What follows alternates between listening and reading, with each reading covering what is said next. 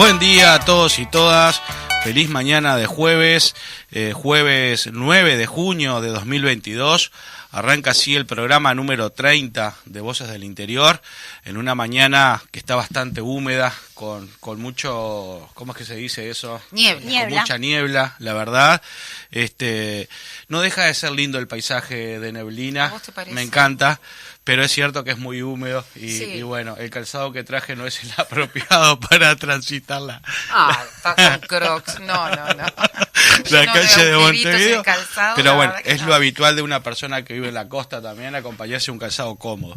Buen día, chicos y Buen chicas. día, ¿Cómo buen anda día. Sarita? Buen día, ¿cómo andan? ¿Todo bien? ¿Cómo Sí, le trató mucha, la ruta? mucha niebla, no se veía, ¿Se veía? nada, Nada. no, nada, de nada. De nada. ¿Y Pero usted, todo bien. Gabriela?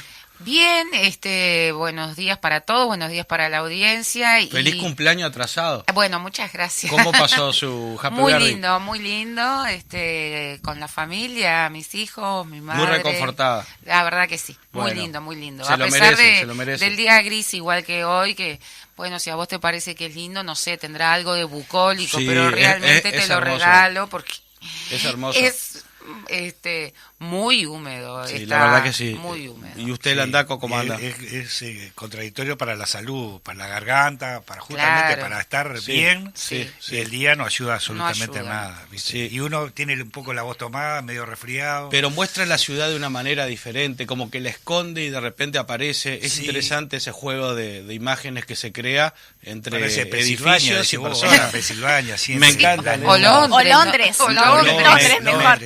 Me encantan esos días así, la verdad. pero igual. Y vamos Pero a... es bien gris como, Ah, sí. como es Sí, sí. Montevideo, Como en ¿no? Montevideo, Sí, sí. más gris está Sí. todavía. Y así un poco la característica de la semana, de esta semana por lo menos.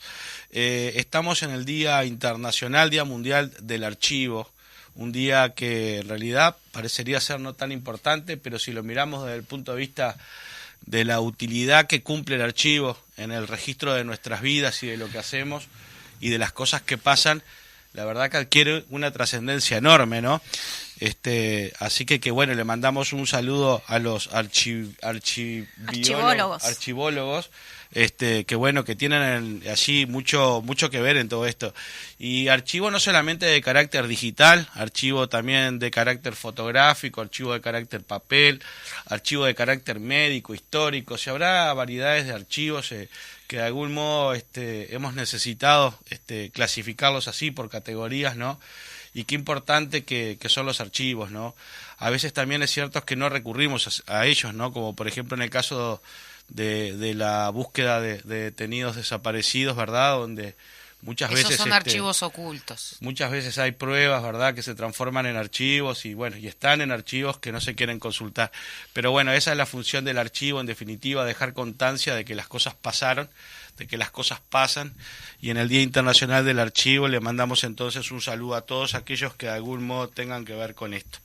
Ahora lo que vamos a hacer es irnos para el departamento de Maldonado, porque en el programa pasado ustedes recuerdan que les transmitíamos a través de lo que había sido la participación del edil Nicolás Villar en la Junta Departamental,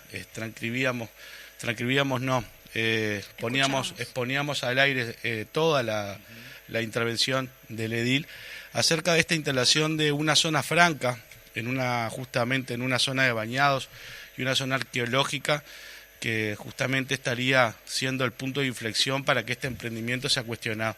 Y lo tenemos a Nico ahora, justamente para ampliar esta información. Buen día, Nico, ¿estás ahí? Buen día, Fede, Juan y todo el equipo por ahí. Bueno, una mañana que me imagino debe estar media parecida allí en las costas de Maldonado, media nebulosa. Sí, está cerrado, gris. Bien, cerrado como la Junta Departamental a considerar esto que ustedes vienen planteando, que justamente es la importancia que tiene el cuidado del medio ambiente, los humedales, y también obviamente esa otra zona que es arqueológica. ¿Qué tienen para decir al respecto?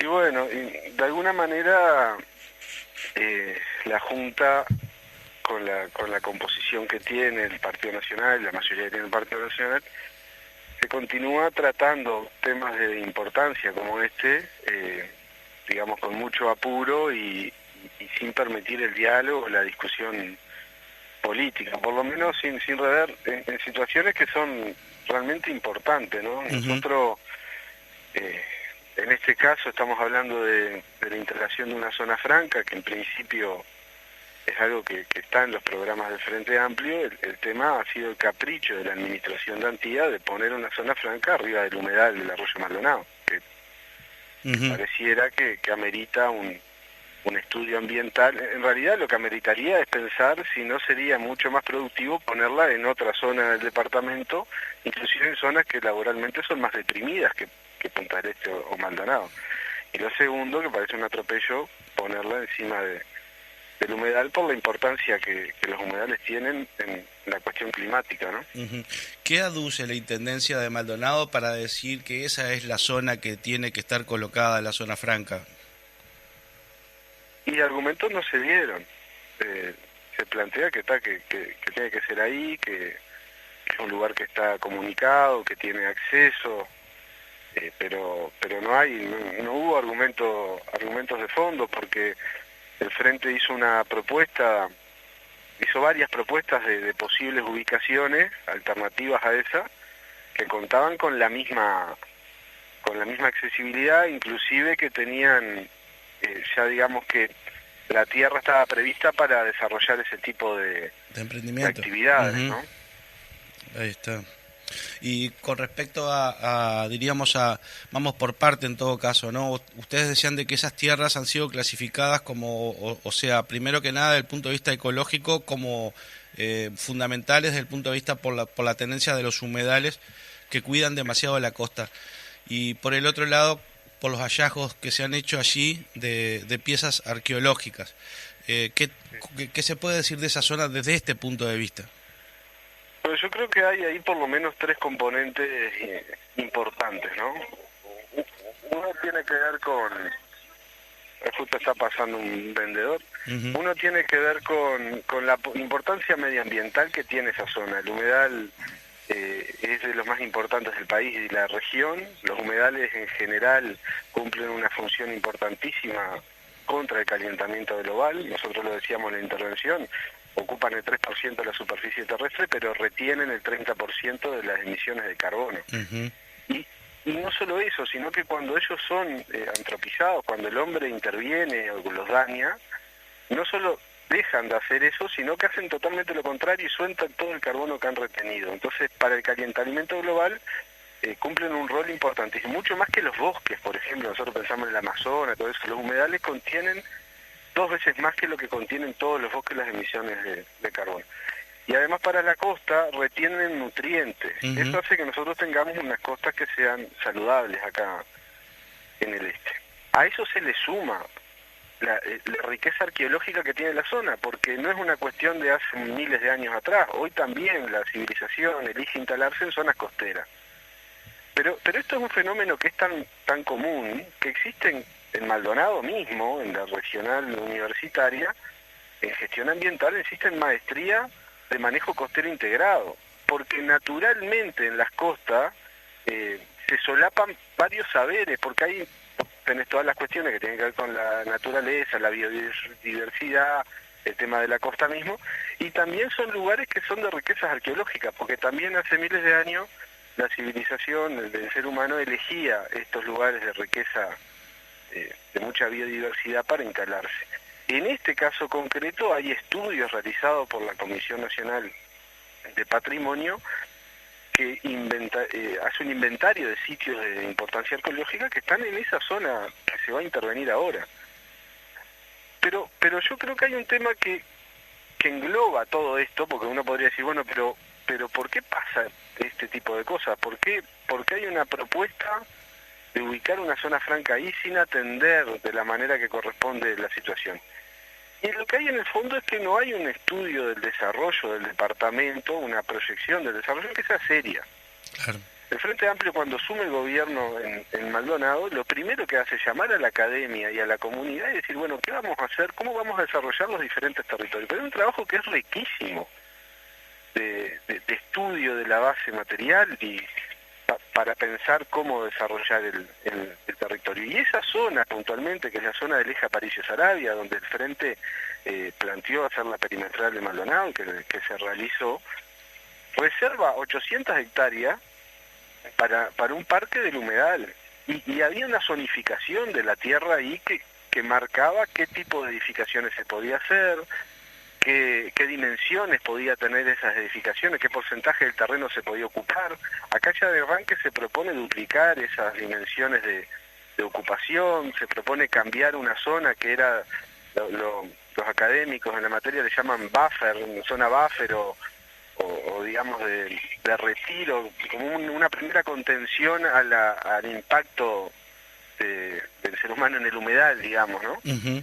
Se propone todo eso en función de generar puestos de trabajo. Nosotros decimos que la tensión no está planteada entre el trabajo y lo medioambiental. La tensión está planteada entre el cuidado del medio ambiente y un capricho, porque existían lugares que eran mejores inclusive para esta zona franca, que por ejemplo, una de las cuestiones que no puede tener allí es que no puede ser una zona franca industrial. Ujú. Y nosotros entendemos que eso ya de por sí limita la posibilidad de generar puestos de empleo, porque había otras zonas del departamento que sí permitía un abanico mayor de posibilidades, inclusive el desarrollo de una zona franca industrial. Allí podrá haber una zona franca de comercio o de servicio, que es muy vasto, que es otra de las cuestiones que nosotros planteábamos. No se sabe qué es lo que se va a instalar. Y hoy por hoy, a nivel mundial, las zonas de servicio, francas de servicio, se prestan para cualquier tipo de cosa. Se podría haber pensado también, no solo el impacto ambiental, sino el impacto socioeconómico en el departamento de una zona franca, y decir, bueno, nos interesa desarrollar esta actividad productiva porque va a encadenar estos procesos productivos, porque va a llamar otras inversiones, porque nos interesa que el desarrollo del departamento vaya por ahí. Nada de eso estuvo puesto sobre la mesa en la discusión. Ahí va. Me quedaron a partir de lo que escuchábamos el pasado jueves en tu intervención, que también fuiste allí solicitada la palabra por un edil blanco. Él decía de que el emprendimiento en realidad estaba a 400 metros de la zona que tú estabas señalando. ¿Esto a qué estaría haciendo referencia? No, él lo que intentó plantear era que en el lugar donde se iba a poner la zona franca no había ningún tipo de riesgo, digamos, de un atropello arqueológico, ¿no? Ahí está. Entonces hizo una especie de disertación sobre el tema, es un entendido. Sí, No. habló con mucha experticia aparentemente. Sí. O sea, la solo cuestión es que solo sería la zona arqueológica, de la otra parte de los humedales sí está, entonces No, la zona arqueológica también. Ujú. Estos dos terrenos que tienen, que son los que se van a vender, que es otra cosa que planteó el Frente, no desprendernos de tierras municipales, ¿no? Ujú. Quedan al lado de la planta de tratamiento que hay de OCE.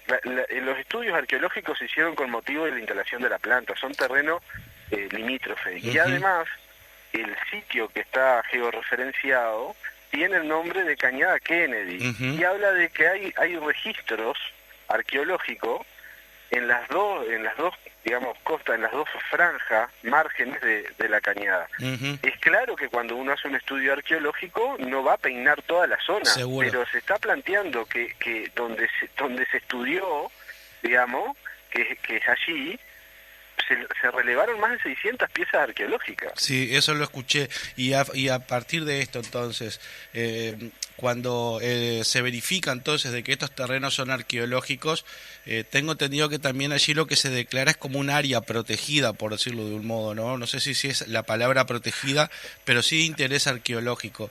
Y también tienen consideraciones los terrenos con respecto al terreno medioambiental, o sea que también hay como otra, diríamos, situación normativa allí que atender. ¿Esto no se tuvo en cuenta? No, nosotros a veces tenemos dificultades con los grados de protección, no solo acá en el humedal, sino en diferentes zonas.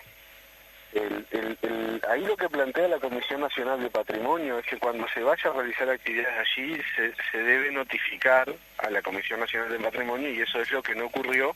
La Intendencia ese paso lo esquiva, y por lo que decía el edil, planteando de que bueno, que no es exactamente en ese lugar, o sea, es toda la zona de interés arqueológico. La cuestión es que eso en realidad lo que viene a mostrar son dos cosas. Primero, que producto del apuro o quién sabe cuál es el negocio que hay atrás, ¿no? Cuáles son los intereses reales que nosotros no estamos viendo, ni siquiera es tenido en cuenta eso, ¿no? Claro, claro. Bueno, no es tenido en cuenta el tema de intervenir en el humedal, como decía este DIL, ¿no? 4 puntas de lanza, ¿por qué se van a frenar ante eso, no? Claro, claro. Entonces, bueno, en general todo responde a que acá lo que prima es el mercado, como Ahí también está. lo dijo un edil Sí, lo escuché. allí. O sea, el proyecto del Partido Nacional para el desarrollo del departamento es agarrar el departamento y dejarlo en manos de la especulación y del mercado. Ujú.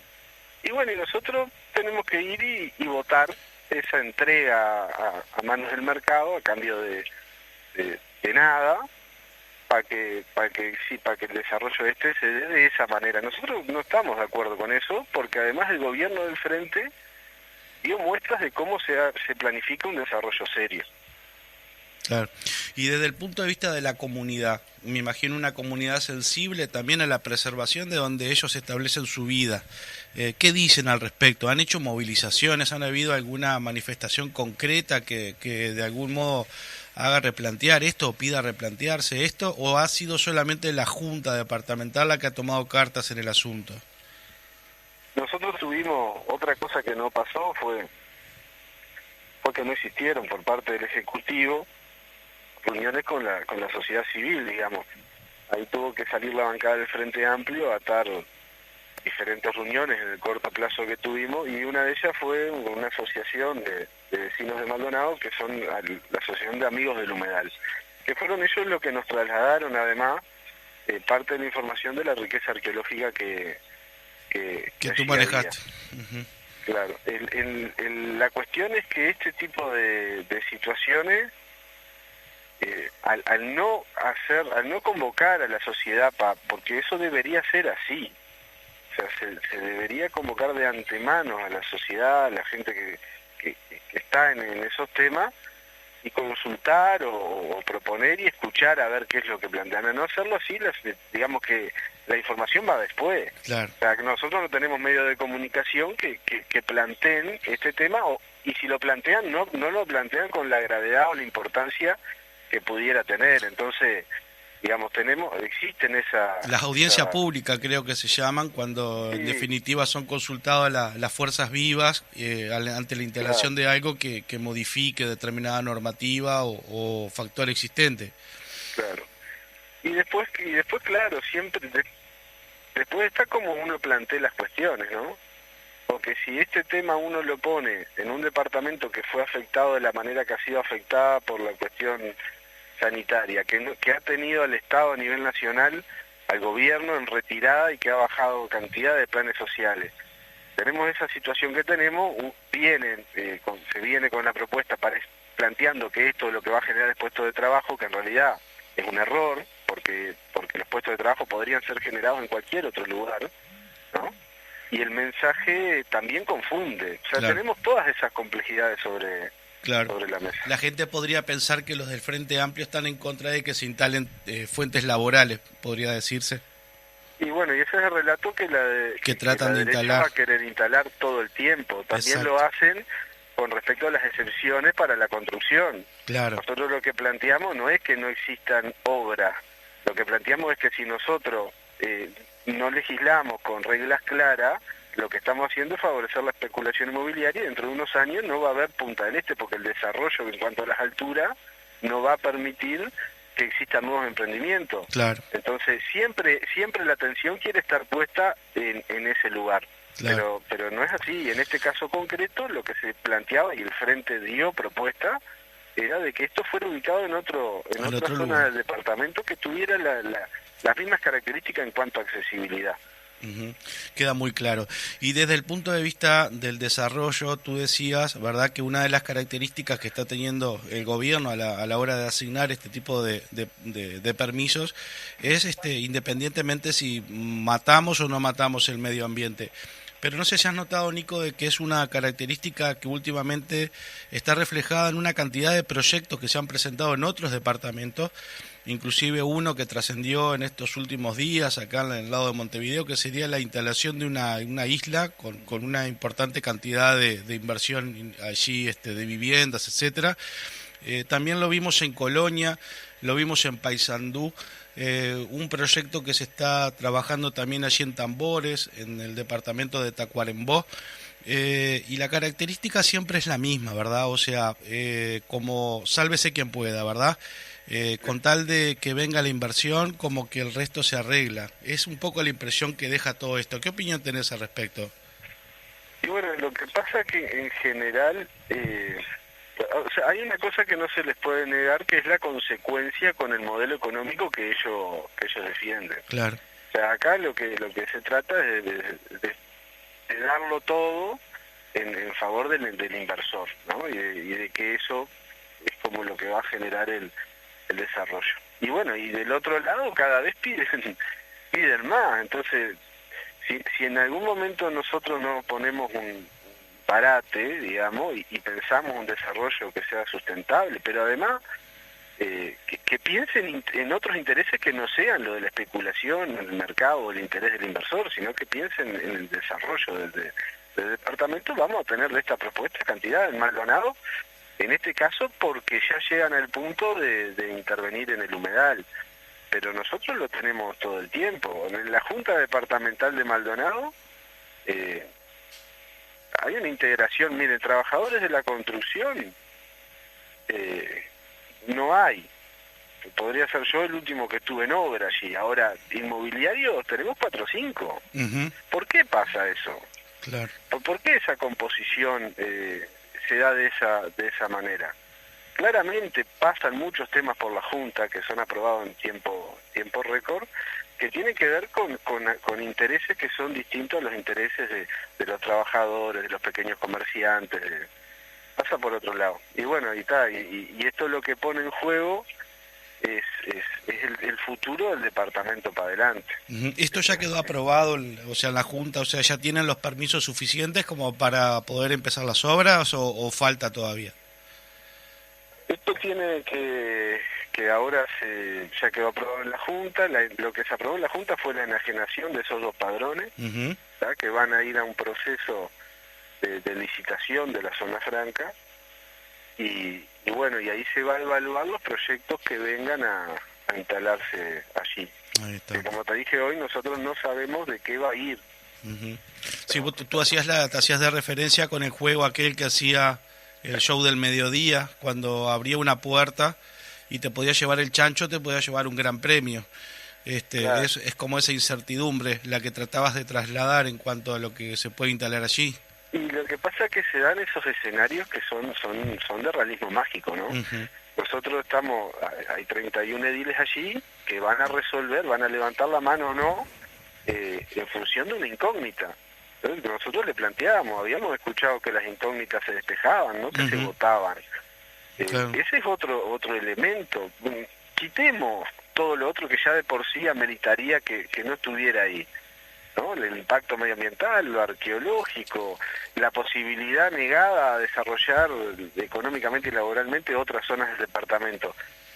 No sabemos qué es lo que se va a poner ahí. A diferencia de otras zonas francas que hay en el departamento que ya venían, ya decía, bueno, acá va una zona franca audiovisual, porque esto nosotros tenemos, no sé, la facultad de cine y tenemos acá y nos va a interesar generar este tipo de puestos de trabajo. Acá no, acá lo que se votó, vamos a vender esto y que el mercado decida qué pone ahí. Claro. Así. Bueno, Nico, creo que entre lo que emitimos el programa pasado y esta charla que hemos tenido ahora, ha quedado bastante claro, por lo menos desde el punto de vista informativo, de lo que estamos hablando, de los problemas que tendríamos de esto seguir adelante, de las características que tiene la teoría del desarrollo para el gobierno de Maldonado, que bueno, la comunidad no ha sido lo suficientemente consultada como para llevar para tener como la confianza de que bueno, de que en realidad también está aprobando esto y que bueno, en definitiva quien está saliendo perdiendo aparentemente con todo esto no solamente es diríamos la zona arriesgada, sino también la pérdida de fuentes de trabajo, porque de colocarse en un predio que sí lo permitiría se crearía muchísimo más trabajo. Claro. Entonces, desde esa perspectiva, nuestra tarea comunicativa ha quedado saldada. Agradecemos estos minutos que nos has dado y bueno, y ojalá podamos establecer otro contacto pronto a los efectos de seguir trayendo a la luz los temas del interior, ¿no? Buenísimo, bueno, como siempre agradecer el espacio y el trabajo que están realizando ahí. Bueno, dale, te mandamos un abrazo grande, ¿eh? Vamos arriba, un abrazo. Bien, así pasaba entonces Nicolás Villar, edil del departamento de Maldonado por el Frente Amplio, lista 1001, haciendo un poco más, dejándonos un poco más de información acerca de lo que justamente habíamos escuchado el programa pasado, que era la instalación de esta zona franca allí en el departamento, en una zona comprometida desde el punto de vista de la ecología y también en una zona que ha sido declarada de interés arqueológico. ¿Qué les pareció, chiquilinas? ¿Qué le pareció Juan Landaco? ¿Quieren aportar algo? Ya le habíamos hablado al tema. Sí. Igual de todos modos, me parece que por la gravedad del asunto Exacto, no estaba de más. Más que preocupante la situación, porque en realidad estamos viendo que no solamente se está dando en Maldonado, sino en varios departamentos, como bien dijiste, y es un atropello al medio ambiente que es fundamental para todo. No se está respetando lo que es en este caso de Maldonado, como se hablaba, la existencia de los humedales, con lo que ello implica para lo que es la biodiversidad y lo que aporta al medio ambiente.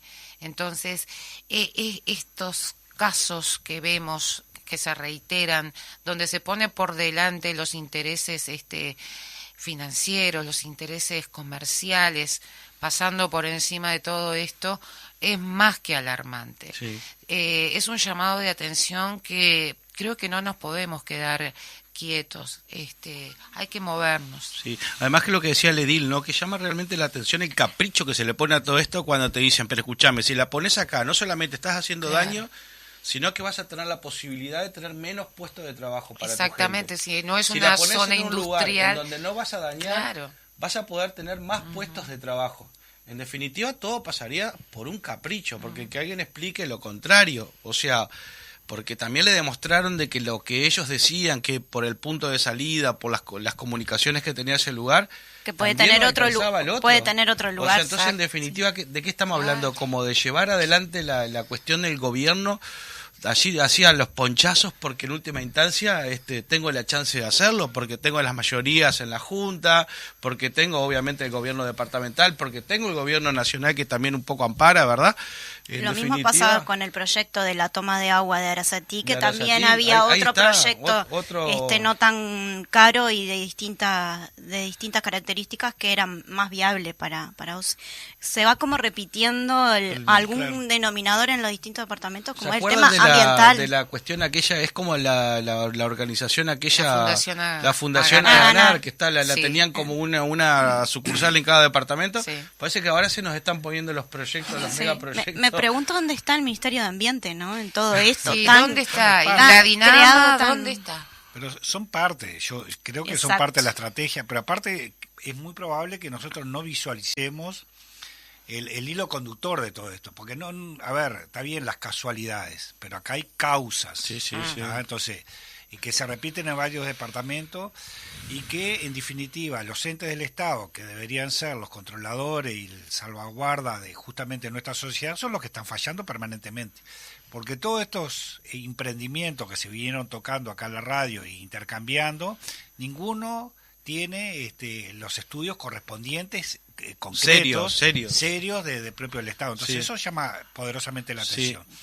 Y por el otro lado, cómo desde el gobierno nacional, no solo departamental, pero del gobierno nacional, cómo también direccionan la discusión hacia fuentes de trabajo. Bueno, eso es lo que Porque yo le quería la decir. isla, que ahora se está discutiendo, Sí. esa isla Sí, acá sí, en la mega Montevideo, isla en es. Punta Gorda, pim. Que se la van a Acá- mandar a Sarita. Sí. dice. Se está, claro, Sabíamos. pero por eso, pero en definitiva también, ahora no importa el medio ambiente, no importa si esa obra, no importa si hay lavado, no importa nada, lo único que importa es que ponen como centro es eso, esa es la discusión. Y que usted no ¿ah? quiere que haya trabajo porque usted Exacto. está continuamente Exacto. poniendo palo en la pero rueda. en definitiva no hay aumento, ahora viene la rendición, porque porque está bárbaro, pero yo quiero, a ver, que la población sepa lo que va a pasar ahora en la rendición de cuentas. Lo que está pasando que en Colonia cerraron un CTI o parte de un sanatorio de los Dos bloques quirúrgicos, el de Juan Lacasa y el de Rosario. Hablemos de eso, hablemos de lo que necesita la sociedad. Entonces, hablemos de la seguridad. Hablemos de ese tipo de cosas y porque ayer hubo con el ministro también una tomada de pelo. A mí no me importan las discusiones que se dan en el Senado, sino es la respuesta que nos dan a la ciudadanía y se están riendo de nosotros. Pero tienen mucha habilidad comunicativa estos chiquilines. Exacto. O sea, hay mucha gente preparada en comunicación, sí. pero de esa que de la mentirosa porque hablamos para hacerte creer cosas. De la agresividad, hablamos de la violencia. ¿Usted no vieron la violencia de la vicepresidenta para referirse a una colega? Bianchi, de cómo ellos se manifiestan en el Parlamento y eso ¿cómo se permite eso? Sí, y nadie dice nada.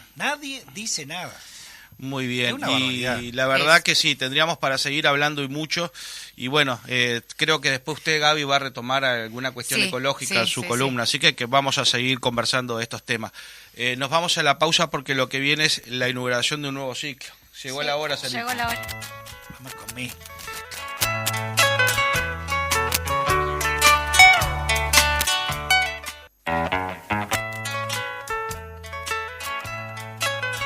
Bien, pasamos al segundo bloque de Voces del Interior y bueno, nos fuimos diciendo de que comenzaba un nuevo ciclo. Le hemos denominado Aportes del Interior al recetario culinario uruguayo. Y bueno, no solamente se va a tratar, ya lo van a decir ustedes, de cocina, de hacer como ese entrevero con ingredientes y lograr recetas. No solo recetas. Exacto, sino que también, bueno, queremos abordar esto como justamente lo tiene que ser, prácticas sociales que se siguen dando y que las reconocemos en la sociedad y que las mismas, según sean como se dan, van a generar una identidad u otra, un resultado u otro de estas prácticas.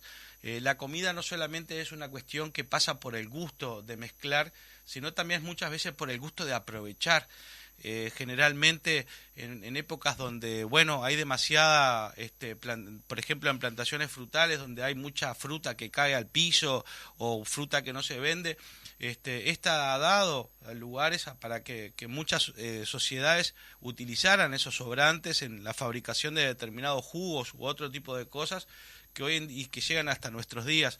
Lo mismo, por ejemplo, en las situaciones en algunas regiones donde obviamente la existencia de los determinados recursos favorecen la gastronomía de cierto tipo, como estamos pensando, por ejemplo, en aquellos lugares costeros, en donde obviamente es más fácil obtener el pescado, o por lo menos tenerlo a la mano, que los platos que allí abunden tengan que ver con esto, ¿verdad? Entonces, en definitiva, la gastronomía no es una cuestión solamente de preferencias, de qué comemos hoy, sino muchas veces de lo que podemos comer hoy. Y eso es un poco lo que va a demostrar el ciclo, y justamente hoy vamos a tener ya la participación de una piamontesa que justamente nos va a contar un poco de esto. Pero antes de eso vamos a darle el inicio formal al ciclo, y Sara nos ha preparado una interesantísima exposición que van a leer las dos gurisas del ciclo. Muy bien.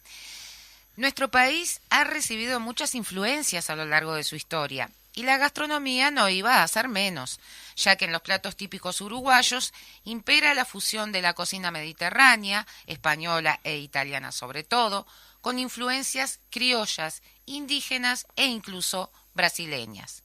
La comida uruguaya nos sorprende sobre todo por su variedad y diversidad de influencias, algo en lo que destaca por encima de las demás gastronomías latinoamericanas.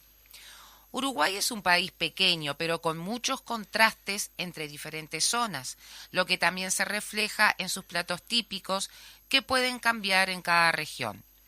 Las influencias italianas, por ejemplo, en la gastronomía uruguaya, las encontramos en platos como la milanesa, también en la variedad de pizzas uruguayas, que siguen el modelo de las italianas, pero se les añaden ingredientes especiales como panceta, anchoas o morrón.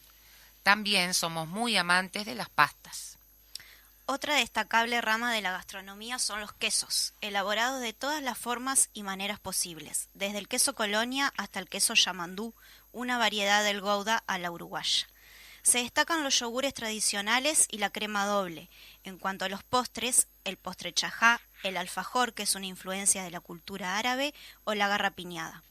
Además, hemos sabido adoptar a los miles de inmigrantes que han llegado hasta nuestra tierra y a sus dulces, como el strudel alemán, el budín inglés o el flan. Las diferentes oleadas de inmigrantes que llegaron a nuestro país se establecieron en nuestras tierras aproximadamente entre 1860 y 1920. Un total de 600.000 europeos entraron en Uruguay, procedentes de toda Europa, pero fundamentalmente de España, de Italia y de Francia. Trajeron con ellos además sus sueños, costumbres, tanto en la manera de producir la tierra como en su cultura culinaria, que a lo largo del tiempo se ha ido mezclando con las tradiciones y productos propios de nuestra cultura. En la zona oeste del país se establecieron comunidades como la colonia suiza, con características muy variadas desde platos típicos alemanes, italianos y suizos. También están muy cerquita entre ellas las colonias piamontesas de la ciudad de Valdense y La Paz. En este mismo departamento se encuentra la localidad de Conchillas, que fue fundada por los ingleses y que conserva, además de un patrimonio edilicio de la época único y peculiar, las costumbres del té de las 5 junto a los platillos que lo acompañan, como el budín inglés y los scone. En el departamento de San José, sobre la Ruta 1, se encuentra la colonia Delta. Se dedican principalmente a la producción lechera y agropecuaria. Es una colonia alemana menonita, rama de los protestantes, fundada en 1955. Existen otras 2 colonias menonitas en el departamento de Río Negro. Si nos vamos al departamento de Río Negro, donde se encuentra la colonia rusa San Javier, fundada en 1913 por 300 familias rusas, nos encontramos con que la principal actividad económica de sus pobladores es la agricultura, especialmente el cultivo del girasol y harina de trigo. Son pioneros en la producción de aceite de girasol. Sus platos típicos son pirashosky, empanadas rusas acompañadas de papas o boñatos, el shazlik, semillas de girasol tostadas o piroj, que es un postre de zapallo. Otra zona importante en el departamento de Río Negro, que es símbolo de la revolución industrial en nuestro país, mezcla innovaciones para la época desde la producción hasta el tejido social, comercial y culinario, se encuentra en Fraiventos, en el frigorífico Anglo. Mientras el planeta estallaba y el mundo se encontraba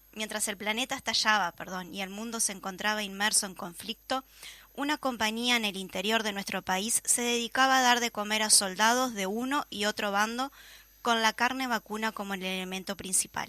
Así nació la fama del frigorífico Anglo, por cuyas máquinas, en las épocas de mayor apogeo, que coincidieron con las 2 guerras mundiales, más de 5.000 vacas pasaban semanalmente para ser procesadas y convertidas en extracto de carne y corned beef, sus productos estrellas, que dieron alimento a las tropas inglesas y alemanas en ambos conflictos.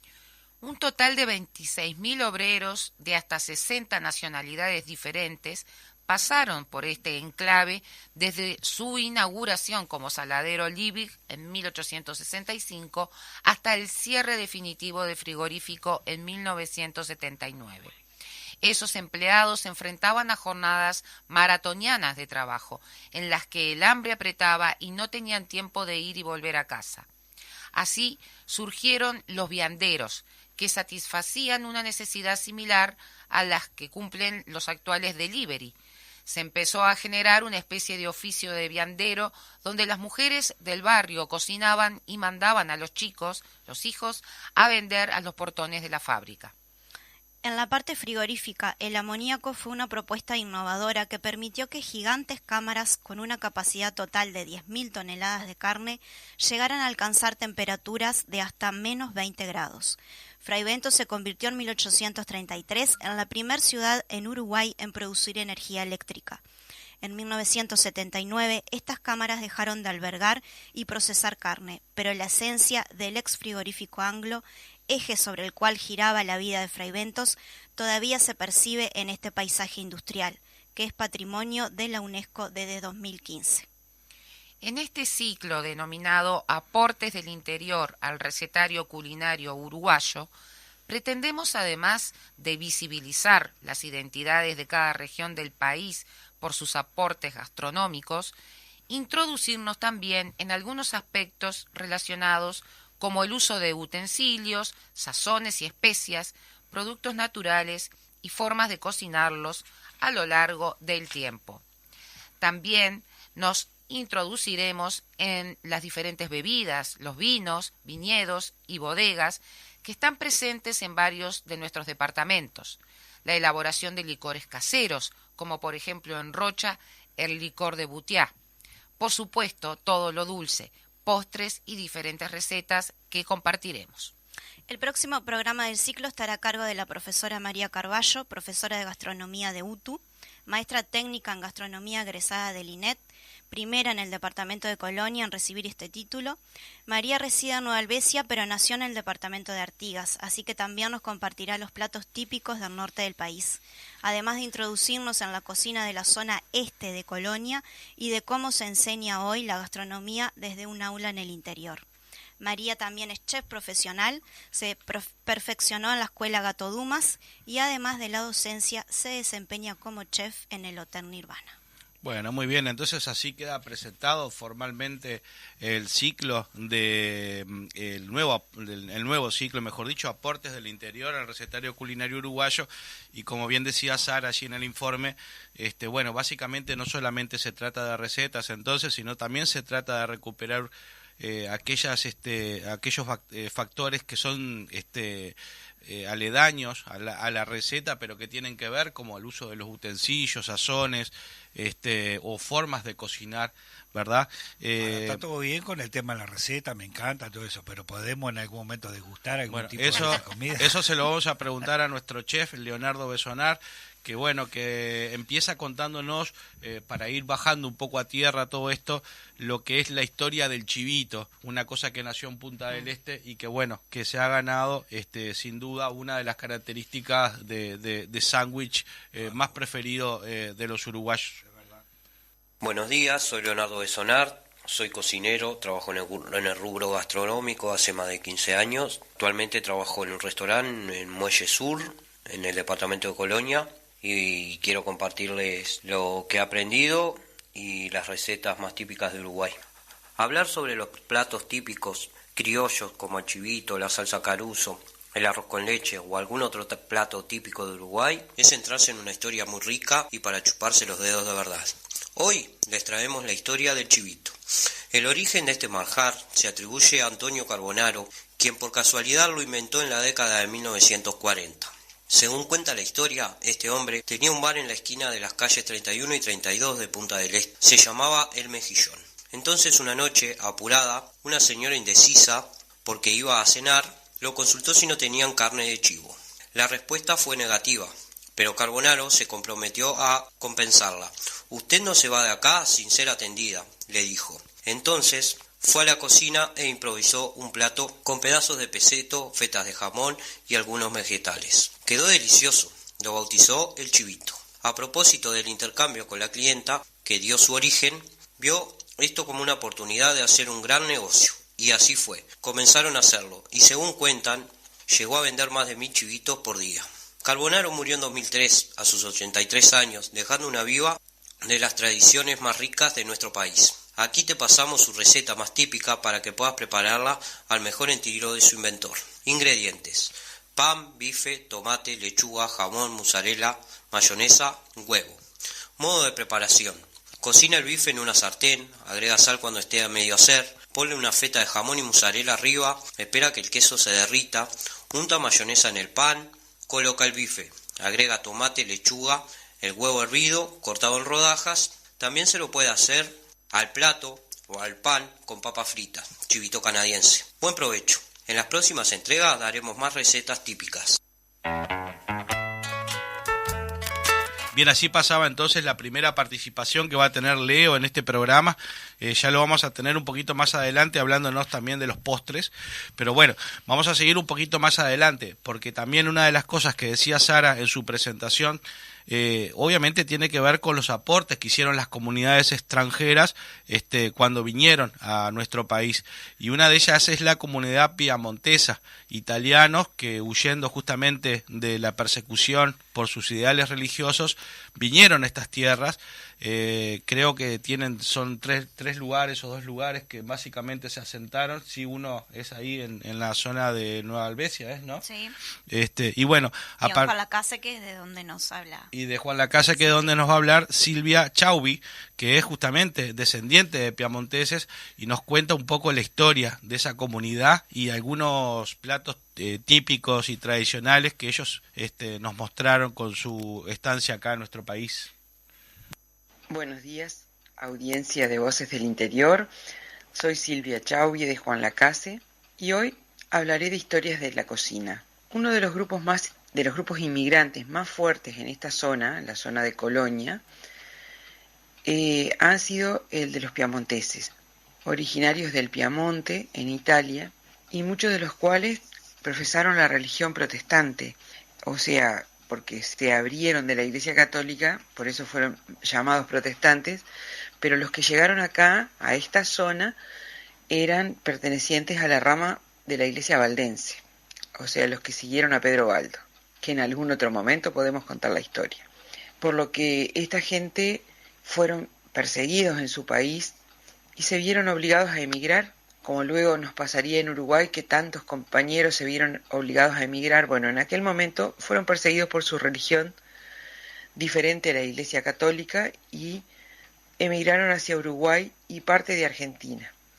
Se establecieron en colonias y bueno, donde ellos se ubicaron hubo siempre mucho trabajo, mucha dedicación a las tareas en general agropecuarias. Trabajaron en campos que le fueron cedidos por el Estado en principio y luego fueron pagados al Estado debidamente como debía ser, y tenían la característica que donde ellos llegaban se establecían, ahí había una iglesia, y más adelante, cuando las familias estaban formadas y todo, se vio también que en varios lugares fueron también por supuesto relacionados con el Estado, promotores de que hubiese escuelas y liceos. Siempre se relacionaron con la cultura, pero principalmente con la iglesia. Evidentemente todo esto, esta avenida, la escapada, todo influyó en la gastronomía de la zona. Y los que descendemos directamente de los piamonteses, vemos nuestra cocina influenciada totalmente, porque hay un plato que no falta casi nunca en la casa de los piamonteses, que es la sopa. Invierno y verano se hace sopa, y eso es algo que se trae ancestralmente, podríamos decir, porque la sopa se puede hacer con lo que haya. Y estos grupos de piamonteses donde se establecían tenían sus quintas, entonces con lo que hubiera, bien dicho así, hacían la comida, con lo de estación. Había frutales, en las casas de los piamonteses no faltaba nunca el dulce, porque siempre hacían dulce casero para todo el año. Tenían sus animales con los que proveían las proteínas que se precisan para crecer fuertes. Tenían todo en su casa, todo la quinta, las gallinas, todo lo que necesitaban para sobrevivir. Y después se fueron integrando las comunidades, como los que vinieron a Juan Lacase, que ya no trabajaban la tierra, a pesar de que siempre tienen alguna plantación de verduras o de las cosas que se pueden necesitar como perejil y todo eso, pero ya al estar en Juan Lacase se integraron a la vida algunos trabajaban en fábricas, otros eran comerciantes, pero siempre con la influencia de los ancestros de tener, sobre todo y característico, el dulce casero en todas las casas, que con eso sabían que tenían la merienda, el desayuno y muchas veces la cena con leche y pan y dulce.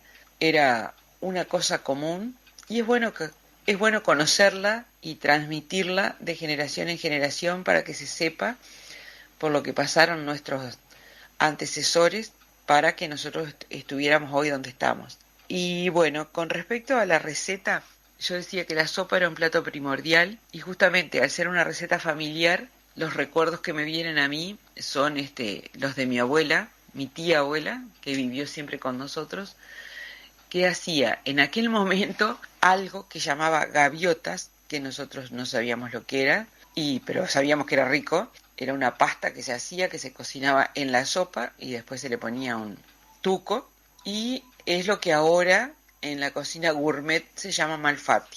Era una mezcla de harina, huevo, leche y espinaca, y se echaba de a cucharadas en la sopa y se cocinaba, se iba sacando a poco. Es lo que ahora se llama malfatti, un ñoqui mal hecho y que se cocina en agua de a cucharadas. Pero lo que en mi casa primaba y se hacía, podría decir casi todas las semanas en invierno, eran las albóndigas de polenta. Y esa es la receta que me gustaría compartir hoy con ustedes, que es cocinar la polenta, hacer la polenta de manera firme, que no quede blanda, sino que sea durita, y una vez que está fría, se le mezcla cebolla de verdeo y un chorizo bien molido. Fuera de la tripa se muele bien el chorizo, se mezcla bien todo eso, se forma la bolita, se pasa por harina y se cocina en la sopa. Después se retiran de la sopa, se ponen en una asadera, se cubren con queso y van al horno. Y eso es un plato típico de la cocina, de la historia de mi casa, la cocina de gente que descendió de esos lugares y que aprendió a aprovechar hasta lo último que había en la cocina. Otra cosa que también me gustaría compartir hoy, otra receta, porque en general se comía postre siempre.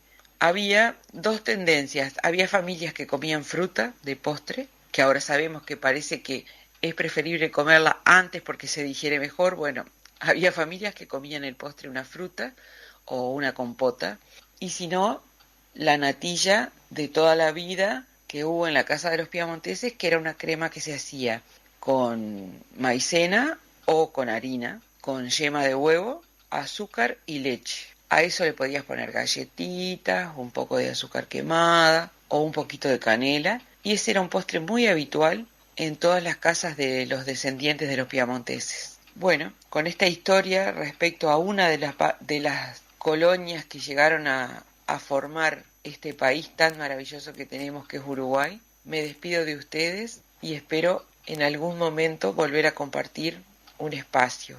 Un abrazo para todos y sigamos caminando por un país mejor, más justo, más solidario, donde nadie pase hambre. Un abrazo, compañeros. Bien, volvemos entonces, y así pasaba el testimonio de Silvia Chauvi, integrante de la comunidad piamontesa, que justamente ponía en evidencia esto un poco, que lo que veníamos diciendo, ¿no? Cómo es que también muchas veces preparamos lo que tenemos, ¿verdad? En ese sentido ella recuperaba que justamente las quintas fue lo que hizo famosa la sopa piamontesa, porque bueno, se le echaba lo que había, en definitiva, y luego se le empezaron a agregar cucharadas de mezcla de como es de harina de maíz con masa, y se hacía una especie de ñoqui deformado, decía ella. Sí. Me da la idea de la sopa con huevitos así, y bueno, y eso eran las que después se sacaban y se ponían al horno, las croquetas, las albóndigas de harina de maíz. De polenta, las albóndigas de polenta. Bien, vamos a tener mucho más de esto en los próximos bloques, en los próximos programas. Este es el primero. Vamos a aprovechar a saludar a un conocido suyo, Gabriela, Sergio Kondrasky, un rionegrense. De Shum.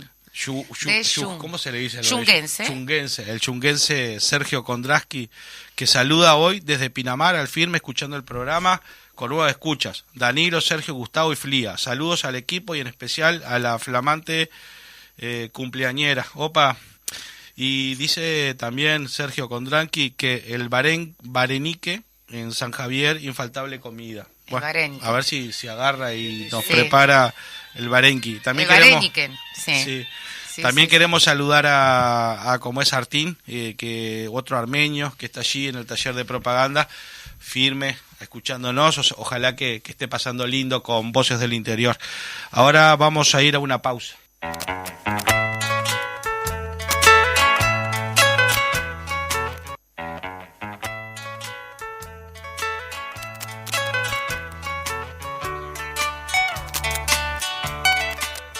Bien, volvemos con el tercer bloque de Voces del Interior. Y bueno, vamos a seguir adelante después de este ciclo que hemos inaugurado. Debemos pedirle disculpas a nuestro compañero Leonardo Besonar, pero bueno, se nos traspapeló el guión y justo lo que dejamos afuera fue la historia del postre de Chajás, pero no se preocupe que ya lo vamos a tener en el próximo programa. A su vez decirle que Leo Besonar va a ser uno de los del staff del ciclo, o sea que lo vamos a tener muy recurrentemente. Muy seguido. Y bueno, y todos aquellos que quieran participar del ciclo, mandando recetas, historias o cosas que parezcan de que en realidad pueden ir de la mano de este ciclo, vamos a dar nuestras redes si les parece y nuestro teléfono, que ya vamos a recuperar el WhatsApp, pero móvil. Si les parece, chiquilina, o vos, Sarita. Nos pueden dejar a través de Facebook, @Voces del Interior, Instagram, Voces del Interior UI, y bueno, número de WhatsApp 099-41-1001, que ahí ya lo vamos a tener activo, pero nos van a poder escribir por ahí. Nos ahogó el teléfono. Landaco, lea a los compañeros, además corresponsales, si quiere, a ver, así hacemos un poquito de participación. Al compañero Diego Medina de Paysandú. Pensé que iba a arrancar vos. Paula López de Canelones. Quería alternado. Chumbo. Bueno, dale. Chumbo Néstor Chávez de Rivera. Magela Altier de Rocha. Carla González de La Valleja. María Noel Rodríguez de Salto. Silvana Ruggieri de Maldonado. Leonardo Besonar, que nos ha mandado todas estas historias culinarias desde Colonia. Y nuestro querido operador Federico Lima, que ya se encuentra preparando nuestro próximo contacto. Así que bien, vamos entonces ahora a la columna de Gabriela Así Nomás. Esta vez no va a tener... Me tienen a cuento con la presentación. cortina de fondo. Ya se le agotó la creatividad, como puede ver. Así que bueno, vamos a recurrir a su intervención directa hoy. Bien, bueno, yo el tema de hoy lo titulé Tomemos Conciencia, y va en consonancia con nuestro primer contacto que tuvimos hoy con el edil de Maldonado, Nicolás Villar, que nos hablaba justamente de todo el tema de los humedales que están siendo afectados en la zona de Maldonado.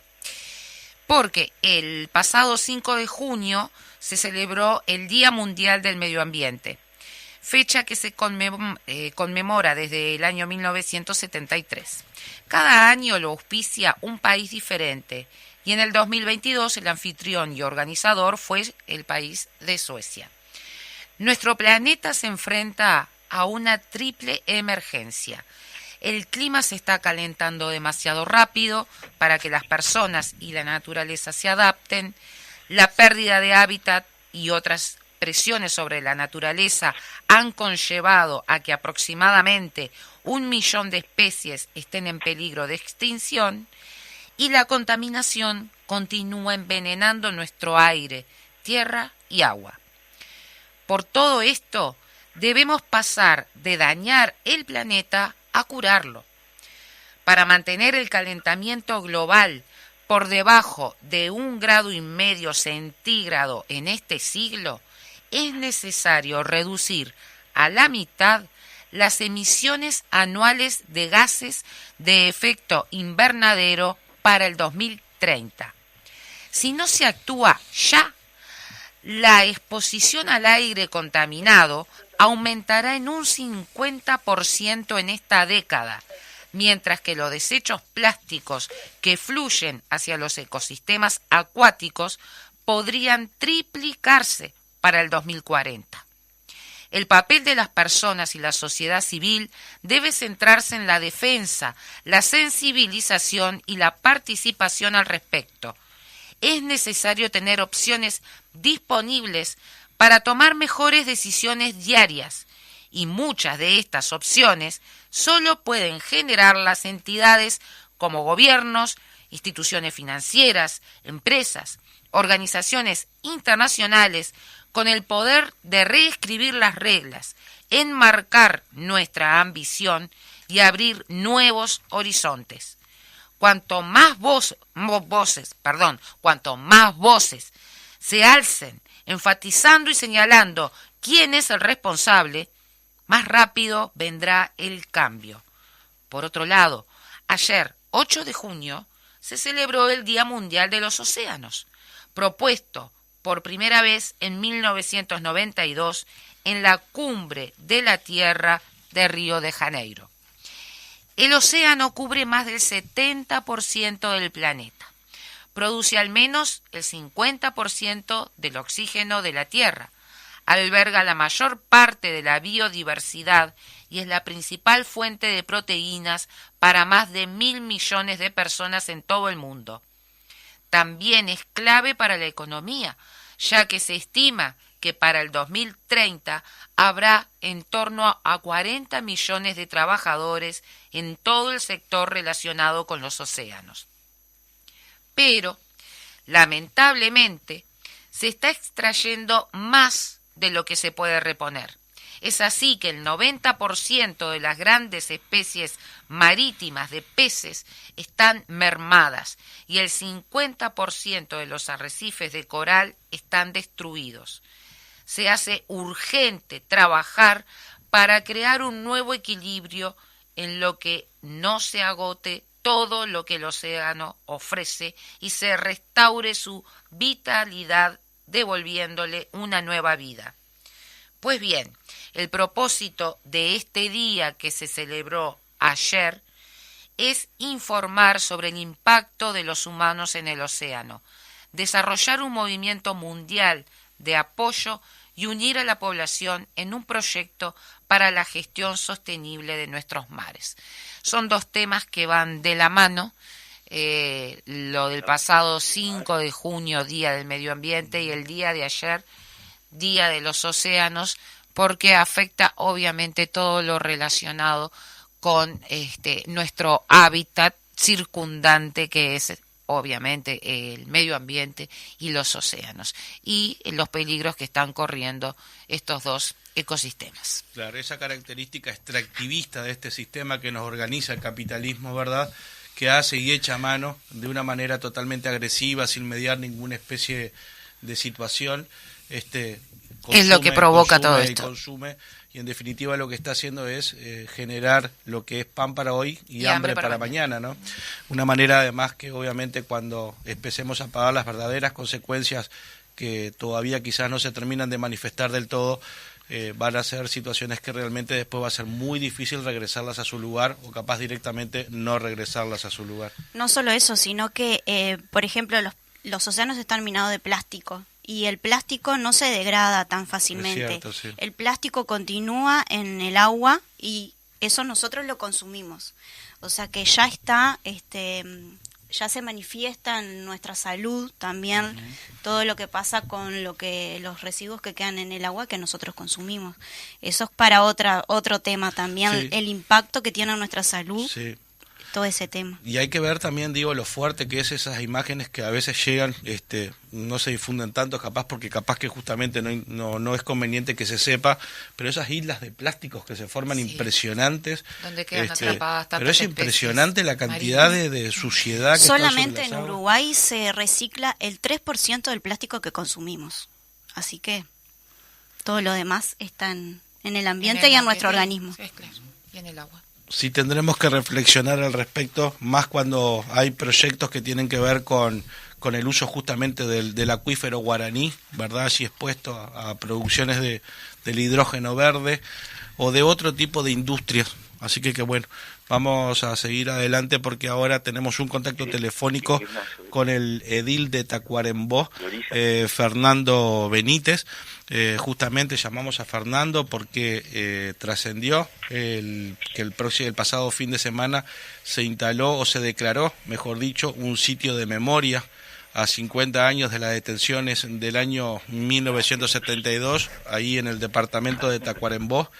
Este sitio de la memoria está ubicado en el ex cuartel de Quinta de Caballería, frente a lo que hoy es la Casa de la Cultura.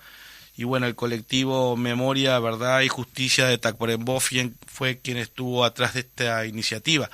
Hoy hablamos con Fernando Benítez para que nos cuente un poquito de este acto y también de lo que pasó a los pocos días. Hola, ¿estás allí, Fernando? Hola, sí, buen día, ¿cómo andan? ¿Cómo te va, Fernando? Bien, bien. Le hacíamos la introducción a la situación que tenés para contarnos. Bien, vos sabés que acá lo que Los motivos de esta actividad fueron fundamentalmente dos, ¿no? Eso, lo que vos decís. También es una fecha importante para el pueblo, para Tacuarembó, que no queríamos dejar pasar por alto a 50 años de las detenciones del año 72. Eso era muy importante también en el sentido de que en la fecha de junio a diciembre fueron la cantidad de detenidos que hubieron fueron entre 70 y 80 en esa época. Uh-huh. Por lo tanto también era importante. Y después la declaración del sitio de memoria histórica en los locales municipales, que son el taller de mecánica de la Intendencia Departamental y la Casa de la Cultura. Uh-huh. Ahí funcionó, como bien vos lo decías, el instinto de caballería. Hoy funciona allí el corralón municipal, decís tú. Hoy funciona allí el corralón municipal.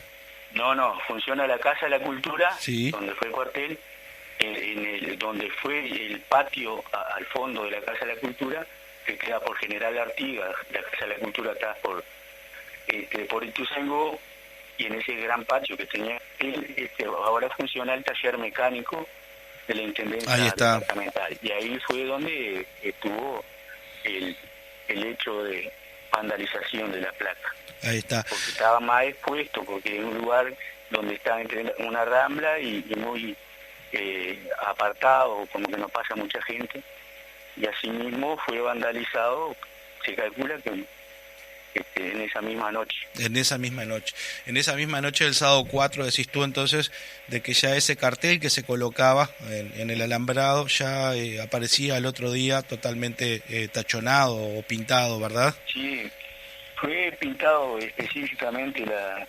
principalmente ahí donde tenía la parte de institución de derechos humanos y el logo más o menos que había ahí de la placa que se estaba colocando. O sea que no fue ninguna casualidad. Eso se hizo la denuncia del caso.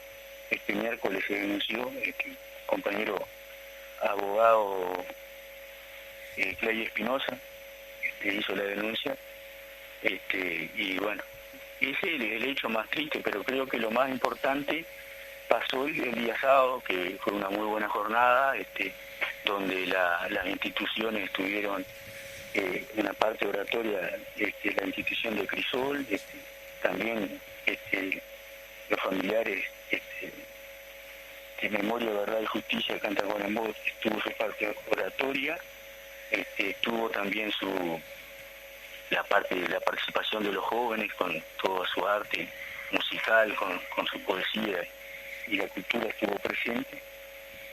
Tuvieron de 15 a 20 compañeros que estuvieron en esa época, estuvieron presentes también, la parte muy emotiva. Víctimas de ese momento, decís que estuvieron presentes también en el acto. Uh-huh. Uh-huh. Ahí va. Compañeros que estuvieron presos en la época. En la época, ahí está. Y muchas adhesiones a nivel nacional, ¿no? Claro. En todo el país.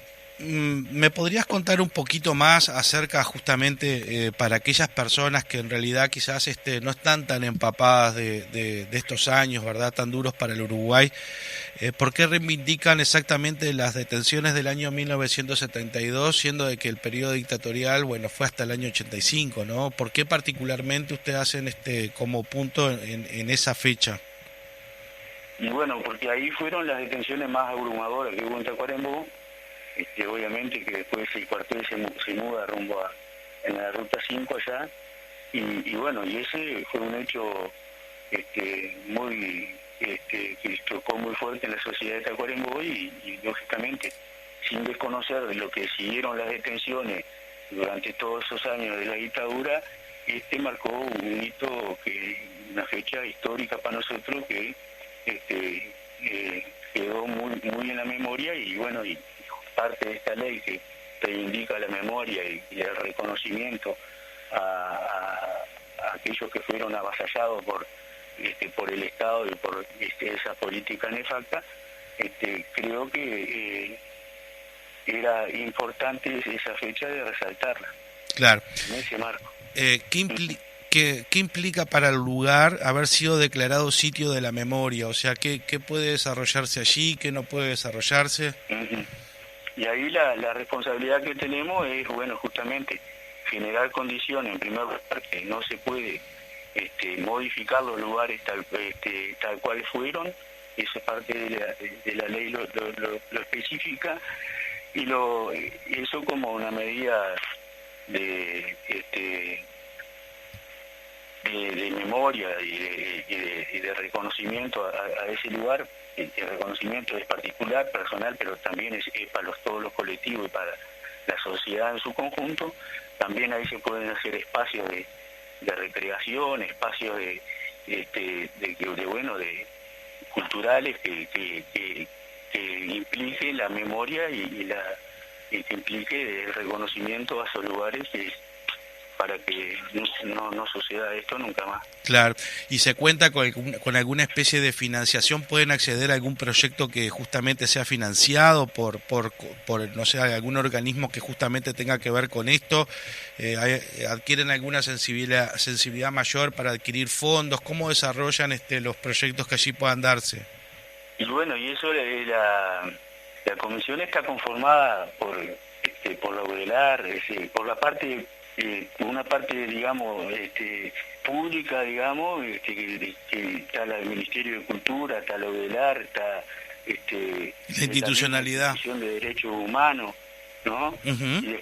Y después la sociedad civil, que está compuesta por montones de por ejemplo, Crisol fue el representante que vino a Tacuarembó, y Valdemar Taruco fue el que hizo uso de la palabra, y vino en representación de la sociedad civil. O sea que hay todo un conjunto de organizaciones que precisamente pueden organizarse y a través de eso avanzar. También depende mucho de los gobiernos departamentales. En este caso, las compañeras nos comentaban que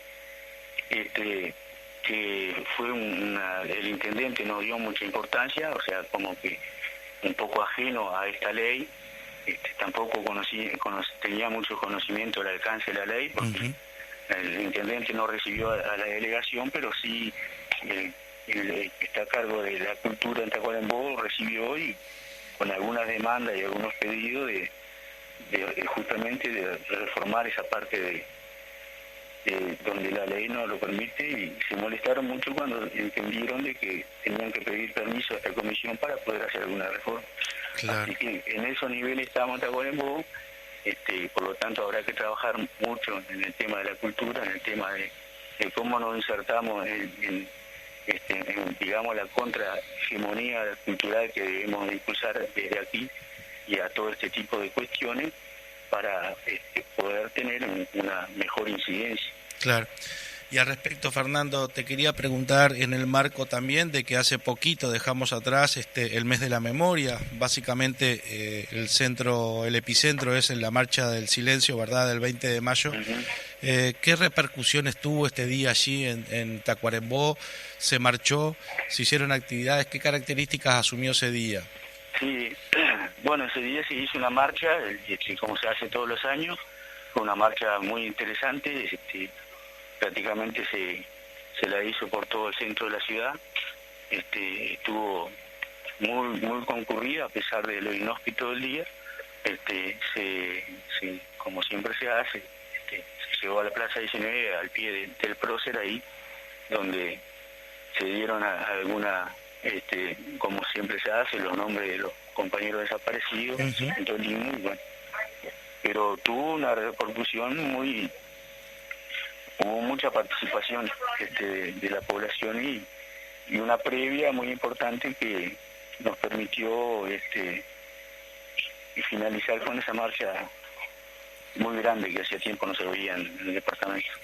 Una de las características que ha tenido básicamente en todo el país el crecimiento, que digo que justamente ha sido una de las características que ha tenido el crecimiento en todo el país, la participación de la gente en la marcha o en actividades paralelas, ¿no?, que se pueden haber realizado. Y bueno, y en el caso de ustedes terminan entonces con esta declaración de sitio de la memoria, en donde, bueno, las de siempre, las personas que no están de acuerdo con que se haya memoria, verdad y justicia, seguramente metieron mano allí y bueno, y vandalizaron el lugar. Ya está arreglado, ya se puso el cartel nuevo. Sí, al respecto ya se hizo la denuncia, ¿no? Inclusive nosotros como partido hemos estado vandalizados en menos de 15 días 2 veces, también el local, apedreado las puertas, las ventanas. Un poco el compañero vinculó el tema de la vandalización de esta placa con los atentados, con las agresiones que había tenido el local de partidario. Por lo tanto, el compañero lo que pidió fue que Fiscalía hiciera una investigación policial más afinada para poder detectar, obviamente, que esto fue intencional, si hay algún grupo, algún grupúsculo que esté operando con cierto tipo de odio para poder detener estas cuestiones, porque en Tacuarembó no estábamos acostumbrados a eso, siempre ha habido una gran reserva democrática, gran respeto, pero se está haciendo de las manos este tipo de cuestiones. También en la Junta Departamental tuvimos la agresión a la intervención de un compañero edil, por lo tanto repudiar estos hechos antidemocráticos y bueno, y estar atentos siempre a estas cuestiones que son tan nefastas para la democracia. Sin duda que sí. Fernando, queríamos conversar acerca de este tema contigo. Muchas gracias por la información que nos has dado y bueno, y ojalá que pronto tengamos otro contacto contigo, cuando ustedes gusten o tengan alguna cuestión para contar. Ya saben que estos micrófonos justamente apuntan a eso, a hacer evidente el interior y sus problemáticas y sus cosas, así que estamos a la orden para cuando ustedes digan, ¿sí? Impecable. Decir nomás agregar a esta cuestión, ¿sí? Hecho lamentable de que bueno, se lo denunció la Junta, se lo va a denunciar a la Junta Departamental en la opinión pública y probablemente le pidamos a la presidencia de Tacuarembó del Frente Amplio que tenga una entrevista con el jefe de policía para ahondar sobre este tema y tratar de que esto no ocurra más. Pero sí, muchas gracias a ustedes entonces por la entrevista, por por el programa, las felicitaciones también. La semana pasada tuvimos también una entrevista del compañero Javier Núñez, que tuvo buena repercusión. Así que estamos enteramente a las órdenes, como siempre. Bueno, a las órdenes nosotros también. Un abrazo grande, Fernando. Bien, pasaba así entonces Fernando Benítez, edil departamental de Tacuarembó, del Frente Amplio por la lista 1001, y contaba acerca de justamente de lo que había sido este acto de designación de sitio de la memoria a 50 años de las detenciones del año 72 y que al ratito ya fue vandalizado. Una cosa que se repite, ¿no? Cuando hay este tipo de cosas, acá en Montevideo pasó, en otros lados han pasado, la gente no tiene tolerancia. ¿Qué les parece a ustedes? Bueno, sí, pero aparte partíamos, de lo que decíamos de ayer, o por lo menos parte de la intervención, la agresividad del propio gobierno, ¿no? Esa virulencia, la agresividad, entonces después se le pide a la población serenidad, también la agresividad de permanentemente estar impulsando el consumismo y la realidad te lo impide, ¿no? Entonces, esas contradicciones que permanentemente desde el gobierno se está llevando adelante. Vemos cómo también las autoridades del gobierno también a veces se contradicen, pero hoy también lo intercambiamos contigo, Federico, que hay un aparato propagandístico muy bien planeado, muy bien planificado y muy bien llevado adelante, donde hay muchos cómplices que son los dueños de los medios de comunicación, muchos periodistas, muchísimos periodistas, que se nota que son partidarios y militantes, donde no aclaran, digo, a ver... Sí, muchas veces favorecen la impunidad, ¿verdad? Exacto, Porque ¿viste? Este tipo Entonces, de cosas... que el MIDES diga que están ayudando a ollas populares, eso es una vergüenza. Debería operar para que esto no existiera. Para que no Entonces, todo lo contrario, y todavía se presentan como que son acogedores de esa situación, ¿no? Qué buenos que son, que ayudan a las ollas populares. Entonces, es vergonzoso. Acá queda demostrado una y otra vez que el gobierno no estaba, que esta gente no estaba preparada para gobernar. La verdad, están haciendo bolsa todo. Sí. Bueno, uno tiene que rescatar para justamente todo lo que se ha venido haciendo en pos de nuestra sociedad. Esa es la realidad. Bien, le mandamos entonces un saludo al colectivo Memoria, Verdad y Justicia, toda nuestra solidaridad y también toda nuestra solidaridad con la democracia de Tacuarembó. Ojalá que actos violentos contra ningún local se registren, obviamente, y mucho menos queden impunes. Así que bueno, toda nuestra solidaridad, verdad y justicia. Así que ahora vamos a pasar a una información que tenemos de Paysandú, porque también en eso que usted dice que todo desarman, una de las cosas que están desarmando son las cementeras, bajo la consigna de que no son redituables. Sin embargo, las empresas privadas y golpean a cada rato la puerta de la ANCAP y las compran y las hacen funcionar.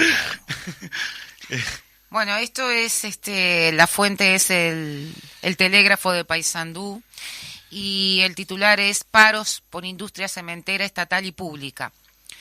La coordinadora de sindicatos de ANCAP en defensa de la industria cementera estatal y pública resolvió movilizaciones con paros que comenzaron el lunes en Bella Unión, continuaron ayer en Paysandú y se extenderán durante junio. A nivel local se concentraron en la mañana en la planta del organismo, desde donde partió una caravana hasta el centro y efectuaron un acto en la Plaza Constitución. No hubo cambios en la planificación del directorio de ANCAP y en el Poder Ejecutivo en el proceso de asociación del ente. Hasta ahora, 8 empresas privadas visitaron las plantas, dijo al Telégrafo el presidente de FANCAP, Paysandú, Horacio de Prati. Según el dirigente, tampoco hay una respuesta a los trabajadores sobre la duda principal, que es saber lo que ocurrirá con los puestos de trabajo, porque, públicamente, dicen que están asegurados, pero cuando preguntamos de qué forma, no nos dicen. Y eso de golpear la puerta a 8 empresas privadas, o sea, supuestamente para obtener una industria que no da rédito. Entonces, es una contradicción muy grande, de la cual es muy difícil explicar, ¿no? O sea, porque cómo si usted usted privado, que generalmente no tiene la función social incluida, lo que le interesa es el lucro. Claro. ¿Cómo se va a ir usted a asociar con una industria que hoy por hoy está dando pérdida? O sea, hay una contradicción del gobierno en el hecho de decir de que nos interesa privatizar la industria cementera. Exacto, sí. Y como está haciendo en otras ramas de la economía, a los efectos justamente de que el que salga ganando acá siempre sea el privado. O sea, y aquella función del Estado defensor de los más pobres, del Estado defensor del desarrollo, el Estado impulsor del desarrollo, justamente aquel que trajo bienestar a los uruguayos durante 15 años, porque fue gracias a las empresas públicas que no dejaron de tener ese rol de ser el motor justamente de la economía, hoy pasan a ser un Estado totalmente defensivo, y en lo posible, si me lo puedo sacar de encima, mejor, arriesgando no solamente lo que es obviamente la parte pública, sino también las fuentes laborales, como ahí se dice, ¿no? Claro. O sea, un tema que... Es que en realidad la política de este gobierno que está llevando a cabo con todo el tema de las empresas públicas viene a retomar lo que se impulsó por parte del señor padre, claro, ¿no? De la calle Herrera, cuando se sacó ese referéndum para privatizar las empresas públicas, que la ciudadanía dijo que no. Ahora se quiere retomar eso y por distintos medios, de distintas formas, es que se quiere ir recortando todo lo que tenga que ver con la injerencia y la intervención Además, estatal. caprichosamente, ¿verdad? O sea, lo que la palabra Sí. que hoy hemos encontrado en todas las cosas Es que hemos más capricho. o menos indagado es capricho. Si capricho de ir a instalarte en un humedal, donde podés tener mejor rédito en otro lugar. Capricho ahora con esto, capricho con instalar una fuente de agua que la sacás del Río de la Plata a mayor costo. O sea, es una situación tan caprichosa en definitiva, pero que no es un capricho de nene chico, porque esto trae consecuencias. Acá estamos enajenando el país, ¿verdad? Estamos dejando que justamente sean los privados los que tomen control de la economía de nuestro país con todo lo que ello significa. Entonces, en definitiva, bueno, estamos en un estado de avanzada. Venían por todo, ya lo sabíamos, ¿verdad? Ahora, no es solo el Partido Nacional, porque es cierto lo que puedo decir de las mismas políticas, o muy similares, las del 90 al 95.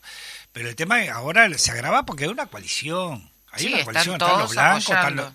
exacto, digamos, los blancos, los colorados, los del Partido Independiente, el ecologista, el otro, los cabildantes, digo, a ver. Sí, no escuché al Partido Colorado defender en el 92 igual las empresas públicas. No, justamente. No, pero hubieron algunos desprendimientos. Quizá, de como en repente todo, ahí, pero claro, no escuché al partido algunas voces. institucionalmente No, hablando claro, bueno, de estar en contra. Lo que pasa que también del Partido Colorado son también quien lidera ahora la línea más dura, lo que tiene que ver es Sanguinetti, ¿no? Lo que pasa es que el A ver, neoliberalismo, también. nos guste o no nos guste, se basa en recetas como las recetas que estábamos manejando hoy de cocina. Son las mismas, o sea, son recetas que de algún modo se aplican en cualquier economía que sea neoliberal, se van a aplicar estas recetas. O sea, el Estado va a tener un rol secundario, vamos a tratar de destruir el Estado porque el Estado tiene un costo. La mercantilización de las cosas hace que exactamente usted vaya a acceder si puede pagar y si no, usted no hizo los méritos, Landaco, ¿me entiende? Si Claro, no llega, no sí, hizo sí. los méritos, Claro. o sea, es su culpa. No, pero por eso, te recortan todo, pero después la culpa es tuya. Exacto, ¿está? y bueno, Porque y si vas al liceo, te cortan, no hay profesores, si no hay Claro. cupo, no hay esto, no hay otro. Bueno, pero la culpa es tuya por no ir a estudiar, el vago sos vos. El profesor que es un vago que quiere dar todo el día haciendo Bueno, paro. esa parte. Pero también hay algo que es muy solapado, porque también hay que ver que la estrategia y la inteligencia de muchos actores de este gobierno, que ahora empieza a discutir el tema de rendición de cuentas, donde ahí se juegan muchísimas cosas, que tiene que ver también con aumento de jubilación, que tiene que ver con el presupuesto para la educación, con el presupuesto para la salud, con el presupuesto. Vamos a ver. Y dentro de eso, tengo entendido que hay se quiere filtrar algo que tiene que ver con la venta de Internet. La posibilidad de la venta de Internet a Las los rendiciones canales. de cuentas siempre son un A vehículo. los canales, para ahí va, la los sorpresa. canales Para algo eso. cables. Pero no dice canales cables del interior, dice canales cable. Entonces, digo, a ver, también ahí está como el cangrejo bajo la piedra, porque si es para los canales, para los cables que pueden vender, todos los canales pueden vender. Todos los canales son cables. Y bueno, eso también es una contradicción que atenta contra nuestra Antel, ¿no? Seguiremos denunciando porque la verdad Sí. no hay otra cosa que hacer que denunciar y tratar de generar justamente la conciencia en cualquier parte del país de que esto está pasando y que si nos sigue pasando esto seguramente dentro de unos años todo va a ser mucho más difícil. Ahora lo que es difícil seguir adelante si no hacemos la pausa porque se nos vienen los minutos.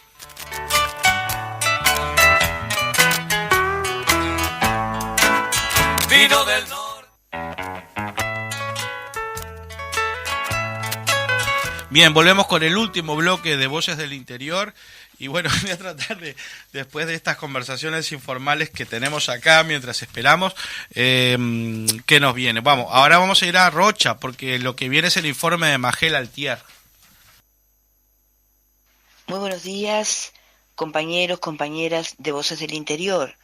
Estamos avanzando hacia el solsticio de invierno que por estos lares se celebra en varios lugares del departamento con ofertas para todos los gustos.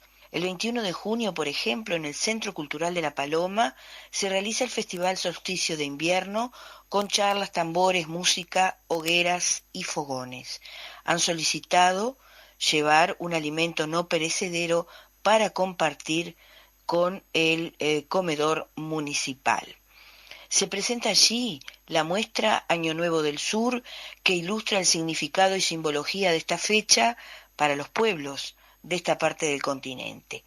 La charla Solsticios y Equinoccios brindará la perspectiva astronómica a cargo de la astrónoma Andrea Sosa del Centro Universitario Cure de Rocha.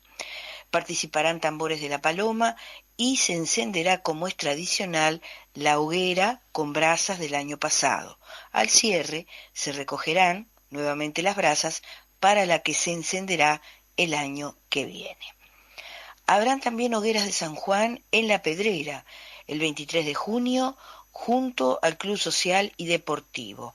En la Sociedad Rural del Pueblo 19 de abril celebran también la llegada del invierno con música en vivo y servicio de cantina. En Barra de Balizas, en el restaurante Proa, una propuesta gastronómica y música en vivo. Y, por último, en Tierra Comunal, ubicada en las Sierras de Rocha, la propuesta se llama Ánima Solsticio para el 18 y 19 de junio con reservas anticipadas. El viernes 17 de junio a las 20 y 30 horas llega desde Punta del Diablo al Teatro 25 de Mayo la obra Amarte, para expresar en la actuación de 5 mujeres temas como la disidencia, la resistencia frente a la violencia, la trata de niñas y mujeres, el abuso y la explotación, la manipulación, la culpa, el miedo y la muerte. Y también otras violencias que no se ven, pero que son tan fuertes y destructivas como las que dejan marcas materiales. El sábado 11 de junio, el elenco, integrado por Anahue Brás, Sol Pitoff, Vale Tapia, Flor Barrera y Maru Telechea, dirigido por Laura La Salvia, se presentarán a las 20:30 en Casa de la Cultura de Chuy.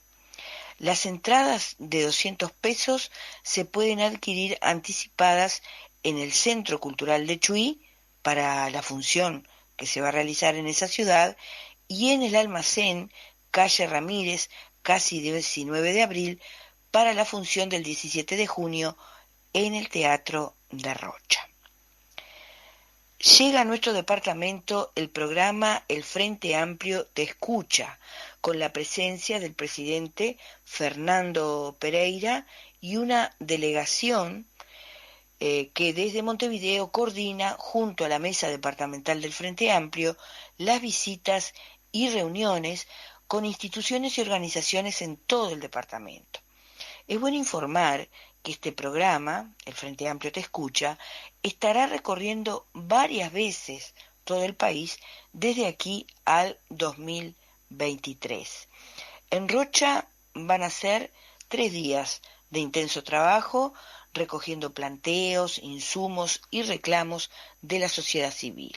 Estará reuniéndose con usuarios y usuarias de salud, colectivas feministas, adultos mayores, organizaciones ambientales, plenario intersindical, el Centro Comercial y la Corporación de Turismo, el Centro Universitario Regional Este, la Sociedad Agropecuaria, Frigorífico Copayán, personas e instituciones vinculadas al mar y al puerto en La Paloma, productores familiares de todo el departamento, clubes deportivos, radios comerciales y comunitarias, cooperativas de vivienda en los diversos pueblos, ciudades y balnearios del territorio departamental.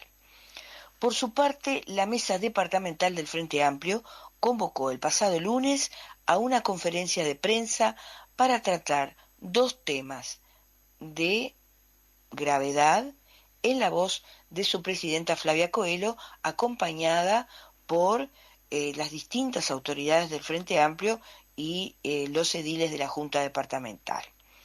El primer tema trata sobre un acuerdo que ha firmado el actual gobierno departamental del Partido Nacional con la empresa Peusa y el banco, el BBVA, Banco Bilbao Vizcaya Argentaria, justificando ese acuerdo en un supuesto incumplimiento del anterior gobierno que no habría sido informado en oportunidad de la transición.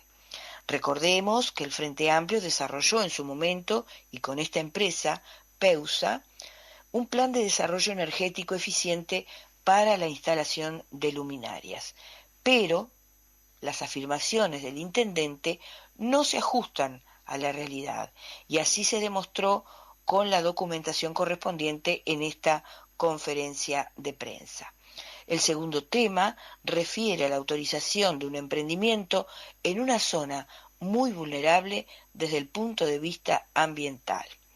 Escuchamos las explicaciones de la doctora en Derecho Flavia Coelho, presidenta del Frente Amplio, ante estas manifestaciones del intendente Alejo Umpierres, que cuando se ve apurado recurre al recurso de desprestigiar a la anterior administración. En la mañana de hoy, el Frente Amplio de Rocha convocó a una conferencia de prensa para dar a conocer nuestra postura sobre dos puntos que consideramos de gran importancia y de mucha gravedad por estas horas en nuestro departamento. Uno de ellos referido al acuerdo que por estos días ha firmado el actual gobierno departamental con la empresa Peusa y con BBVA, justificando la firma de ese acuerdo en un incumplimiento de pago del anterior gobierno frente amplista. También los máximos jerarcas han afirmado que tanto la Junta Departamental como el Tribunal de Cuentas desconocían esta transacción y que este crédito no había sido informado al actual gobierno porque no figuraba en el balance de ejecución presupuestal. Nosotros concurrimos a la conferencia con toda la documentación correspondiente, con todos los contratos a la vista, para que se pudiera corroborar la participación del Tribunal de Cuentas, para que se pudiera ver el asiento de este crédito en el balance de ejecución presupuestal y también para que se pudiera ver el cronograma de pagos con las boletas correspondientes, con los números de esas facturas y una copia del depósito de transferencia bancaria realizado desde la cuenta de la Intendencia a la empresa Peusa.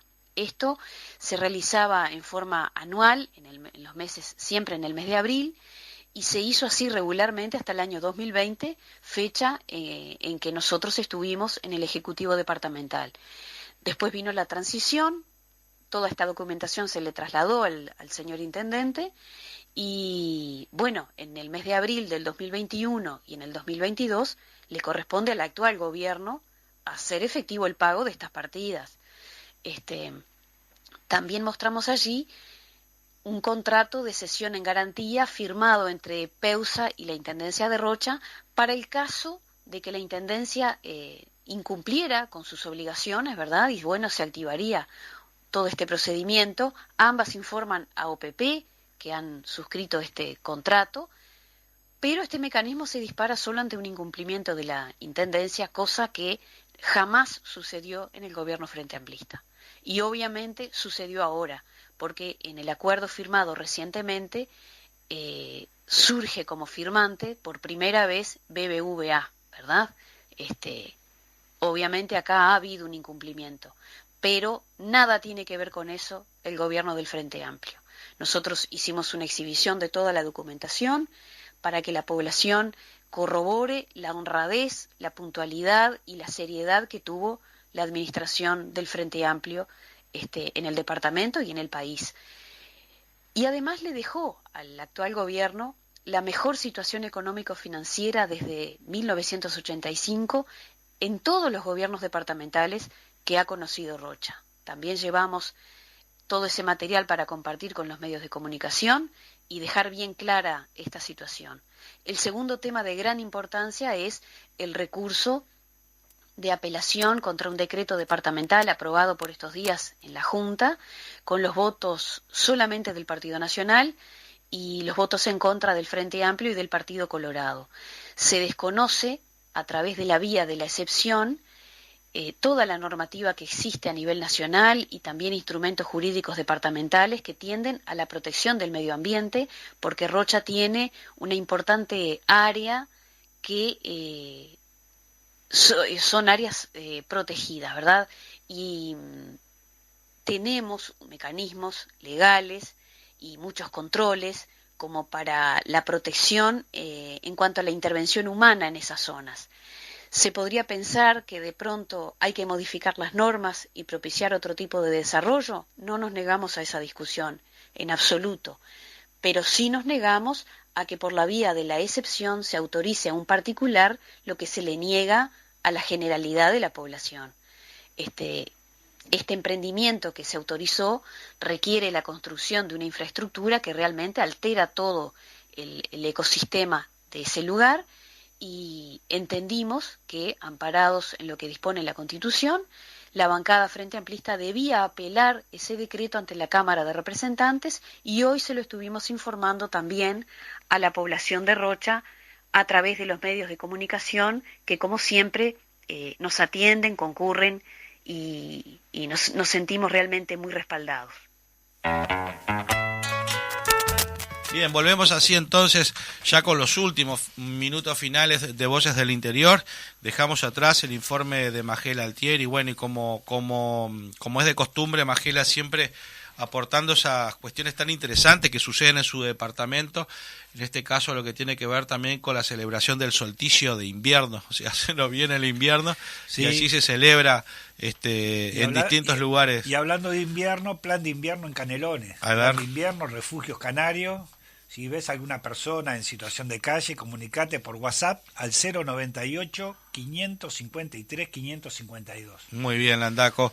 Y bueno, y ahora lo que vamos a hacer es conocer noticias, justamente, ya que se fue para Canelones usted, que yo iba a decir algunas palabras de lo de Magela Altieri de Rocha, pero bueno, vamos a pasar, porque nos quedan poquitos minutos, a una noticia que tiene que ver con el Teatro Politeama de Canelones. Sí, la fuente es Hoy Canelones, y el titular dice: este mes comienza a desarrollarse Politeama, es tu pueblo, que une al teatro con los municipios. Este año se estará llevando adelante el proyecto Politeama en tu pueblo, que tiene como objetivo concretar al complejo cultural Politeama Teatro Atahualpa del Siopo y sus propuestas artísticas en todos los municipios del departamento. El programa es organizado por las Direcciones de Cultura y de Desarrollo Humano del Gobierno de Canelones, en conjunto con los municipios y con apoyo de otras áreas como la de Derechos Humanos, Tránsito, Descentralización y la Junta Departamental.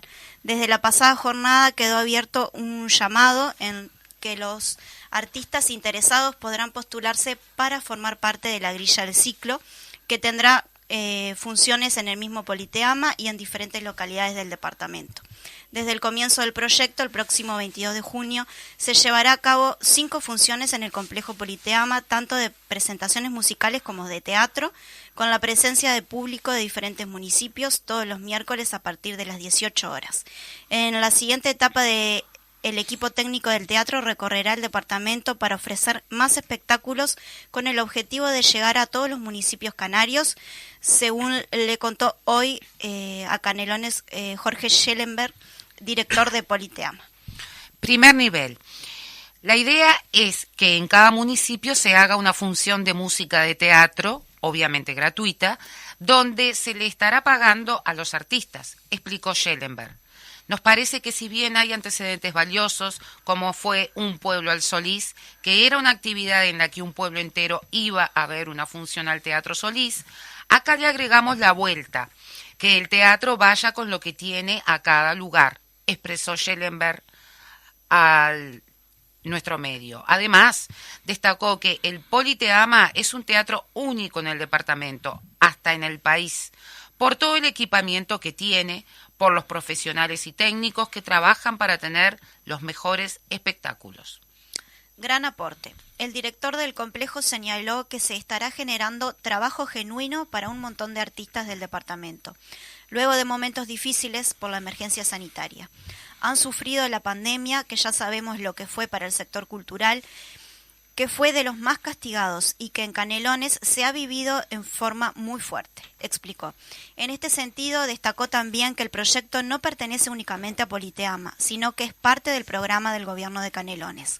Es un proyecto lindo y potente, que se está pudiendo hacer justamente porque está la Intendencia atrás y porque está la Junta también, explicó Schellenberg. Aprendizaje.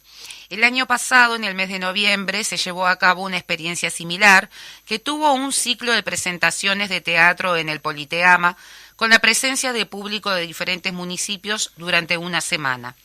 Schellenberg aseguró que fue una experiencia muy buena, de la que aprendimos mucho, desde el equipo de Politeama para poder organizar el proyecto en mayor dimensión ahora. Tuvimos muy lindas repercusiones, mensajes de mucha gente emocionada, muy contenta, que nunca había estado en el teatro. A partir de ahí, nosotros valoramos que también es importante que la gente venga al teatro. No es solo ir a territorio, es el ida y vuelta, explicó. Buen momento. Schellenberg destacó también el presente del Complejo Cultural Politeama, que tiene una gran cantidad de propuestas, del mejor nivel artístico del país. Este año se estarán recibiendo los espectáculos que fueron premiados en el Teatro del Interior, el Sodre, diferentes grupos musicales como la Tabaré, que se presentó hace pocos días, otros que vengarán, milongas extremas y copla alta, así como otras expresiones como la danza o títeres. También se disfrutó del cine, con muy buen marco de público, según destacó Schellenberg, como el que se registró en la presentación de Mirador o de Mateína. Muy bien, diga el nombre del periodista. Martín Romengo. Bien, bueno, y entonces casi en los últimos minutos le levantamos este córner así al programa que viene, Cultura en Casa, en lo que tiene que ver, y justamente la tenemos a Majo acá ya dando vueltas entre nosotros, y también a Eduardo.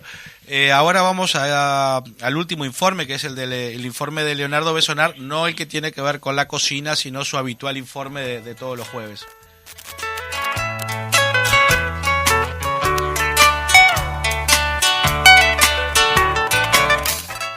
Buenos días, Leonardo Besonar, desde Colonia, en un nuevo informe para Voces del Interior. La Junta Departamental realizó este lunes una sesión extraordinaria en su sede de la calle Rivadavia para tratar como único punto del orden del día el cierre del bloque quirúrgico de los centros hospitalarios de Rosario de Coya y Juan Lacase. Hubo dos mociones en el resultado, una fue presentada por el Frente Amplio y otra con el Partido Colorado. Fue aprobada la oficialista con 16 votos, así se eleva el pedido a ACE a arbitrar los mecanismos para asegurar la presentación del servicio. El Partido Colorado votó por ambas buscando encontrar un punto de apoyo que pusiera de relevancia lo necesario de la asistencia en estos centros hospitalarios. ¿Qué puede hacer el cuerpo deliberativo? Como el tema viene de Montevideo, la Junta Departamental tiene poca injerencia al respecto, pero el Frente Amplio con 11 firmas puede convocar a una sesión extraordinaria de acuerdo a lo que dice el reglamento, que con 1/3 de los ediles, pero hay temas que son nacionales y otros departamentales, pero el cuerpo deliberativo deberá emitir una declaración para llamar la atención en Montevideo. Cultura. Patricia Robaina y Puñadito de Arena presentan Canto y Fundamento. Es un recorrido por la música de los 3 compositores donde se entrelazan los cantos y las historias que impulsan, uniendo y reivindicando el sentido de la razón del cantor social como figura clave en la construcción de la cultura popular. Patricia Robaina es investigadora y compositora oriunda de Melo, con años de destacada trayectoria y 4 discos editados, donde se destaca su último trabajo, Memorena. La investigación y la musicalización de la obra Virginia Brindis de Salas del sello Ayuí. Domingo 26 de junio, 20 horas, en la sala Fernando Cardini, Teatro Gastón del Carmen, Colonia. Aforo limitado. Entradas a la venta en boleterías del teatro. Se presentó el libro Escucha Murga, de Álvaro García, organizada por el Abrazo Tiendita Cultural. Se trata de la primera novela de Álvaro García. Fue una charla mano a mano entre el periodista Natalia Guevara y el autor, en la parrillada del Portón, con la organización del Abrazo Tiendita Oriental. Les informó Leonardo Besonar. Bien, y así llegamos al final de Voces del Interior.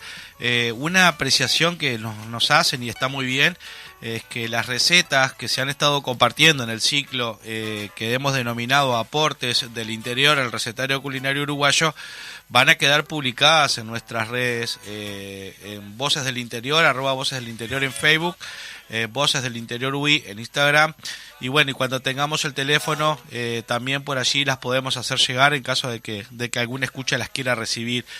Así que llevamos esa información porque nos pareció interesante hacerla. Y bueno, y para despedirnos rapidito, Sara. Bueno, nos vemos el jueves que viene con el A ver nuevo qué ciclo. nos va a traer en el nuevo ciclo.